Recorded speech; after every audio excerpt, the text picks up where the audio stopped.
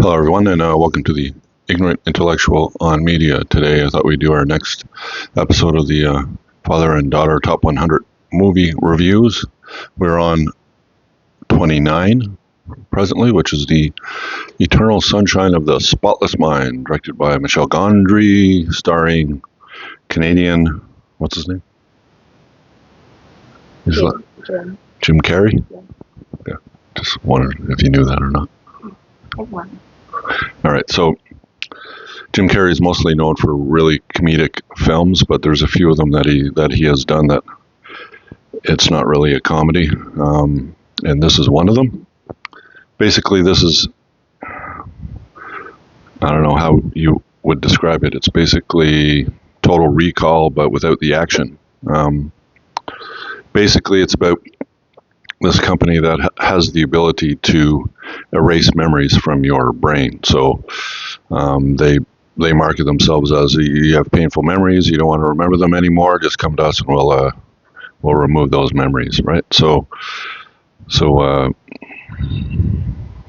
the Jim Carrey character was involved with a woman who ended up having that procedure done, and then she couldn't remember him anymore. So out of some sort of, I don't know, personal vengeance, I don't know, out of some sort of, well, if she's doing it, then I'm going to do it too. He ends up having it done as well. So, but the whole film, a little bit confusing, but we worked it out in the end because we were discussing it afterwards. So any film that you end up discussing is usually a pretty good film, right? We discussing, yeah.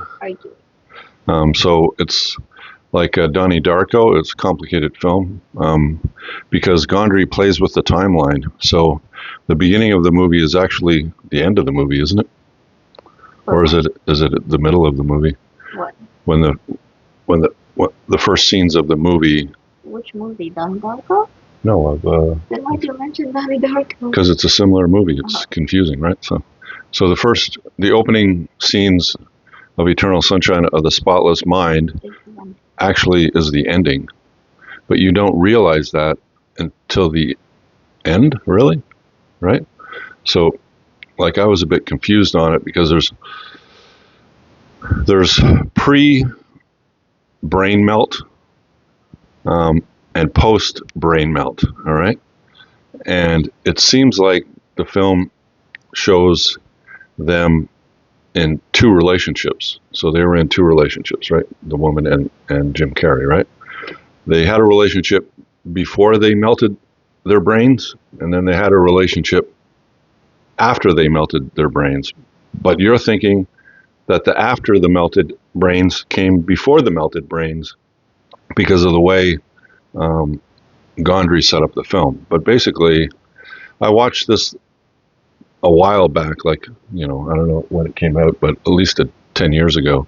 I watched it and I thought, okay, it was an okay film. But now that I'm watching it a second time and watching it with my daughter, and she brings up some points, and I'm going, wow, this is a lot better film than I thought it was. Especially we were arguing at the end because I was arguing for some sort of timeline that actually didn't occur, right? And she was going, no, that's not the way it is. And I go, okay, explain it to me because it seems like, this way. And she says, no, it's this way. And then we ended up rewinding the film and playing it again, those certain parts. And I go, okay, I understand this now. So yeah, so it may take a couple of watches if you're as dumb as I am to figure the whole thing out. And maybe that's the impressiveness of that film. Because I don't know, I don't consider myself a dumb guy, but yeah, it was a bit confusing for me. So what do you think of the film?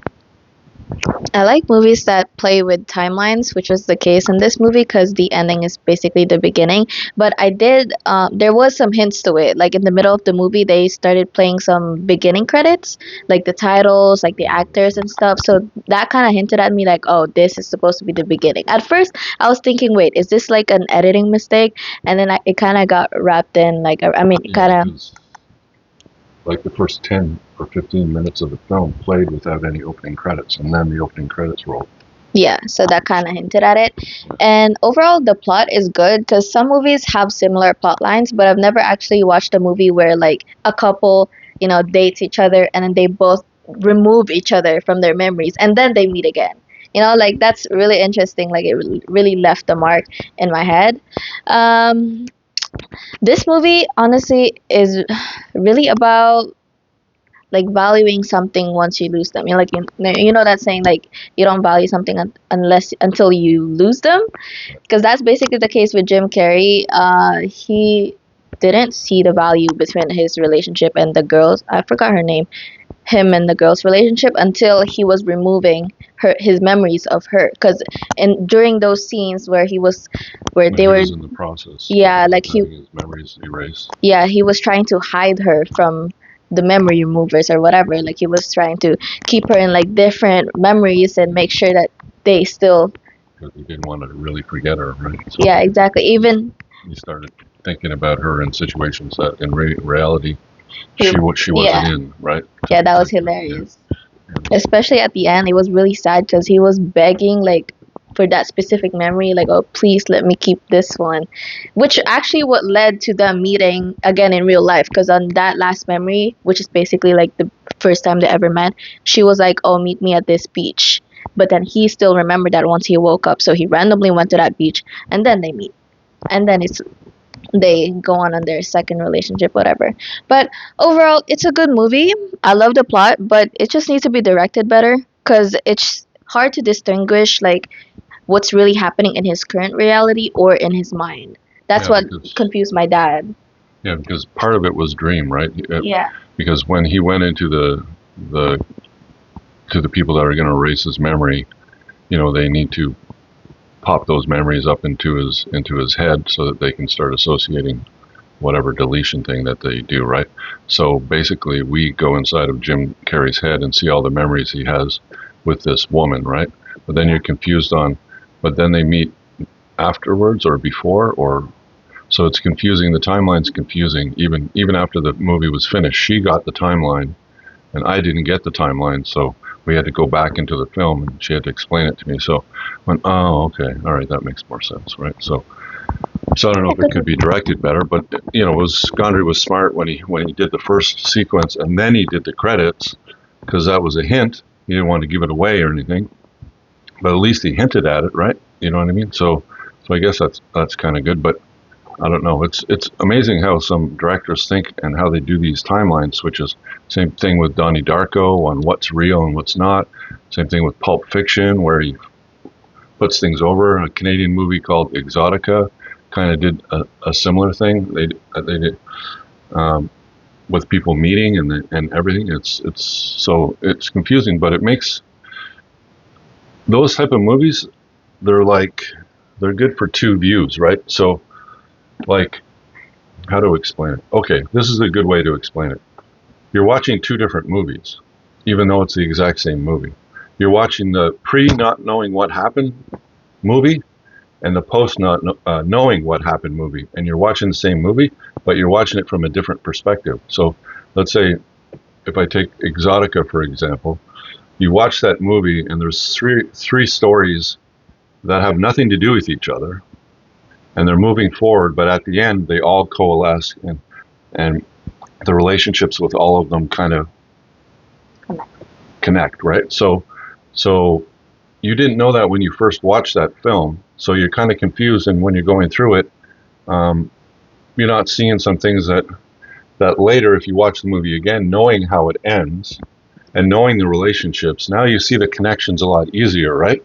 That you didn't see before, right? So it's like watching a whole new movie. So these time switch around type of films make it enjoyable to even watch it the second time, because it's like you're watching a whole new movie, right? So I think this one is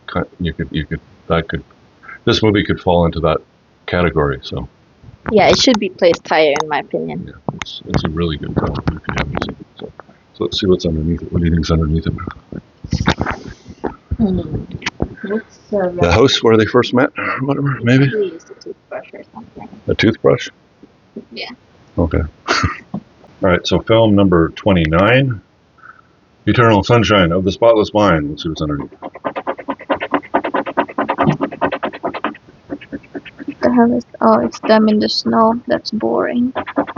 Oh yeah, when they laid down, they looked up at the stars there in their relationship. Yeah, but it was such an insignificant. And so what's up next? Citizen Kane. Oh, we're going into back to the 1940s for a black and white film. All right. So if you like the video, give us a thumbs up. Think about subscribing, and we will talk to you in our next video. You have a great day. Bye for now. Bye.